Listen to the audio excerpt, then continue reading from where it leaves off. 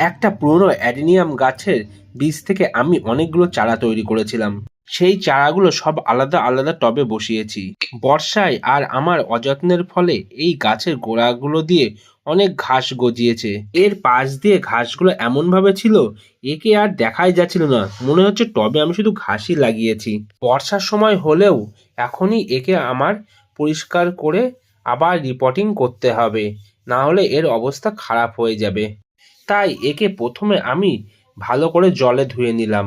Adenium লাগানোর নিয়ম, potting করার আগে একে কিছুদিন রোদে শুকিয়ে নিতে হয়, কিন্তু এটা বর্ষাকাল, আমার শুকানোর সময় নেই। তাই আমি এখনই এটাকে পটিং করব। দেখুন গোড়াটা কত সুন্দর হয়েছে। খোলামকুচি দিয়ে প্রথমে আমি টবের ছিদ্রটা আটকে দেব, তারপর টবের নিচে কিছুটা জায়গা জুড়ে আমি মাটি ভরে দেব।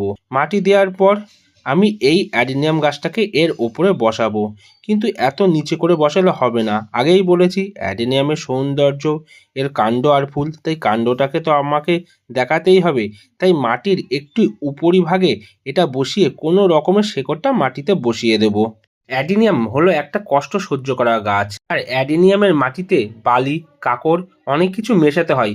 বর্ষার ভিজে মাটিতে সেগুলো মেশানো অনেক কষ্টসাধ্য। এখনকার মতো এটাকে ঘাসমুক্ত করে রেখে দিলাম, শীতে আবার দেখাবে। ব্যাস হয়ে গেল আমার অ্যাডিনিয়াম গাছ লাগানো। আর এরপর জল দিতে কেউ ভুলবেন না কিন্তু। সবাই ভালো থাকুন, সুস্থ থাকুন। রাধে রাধে।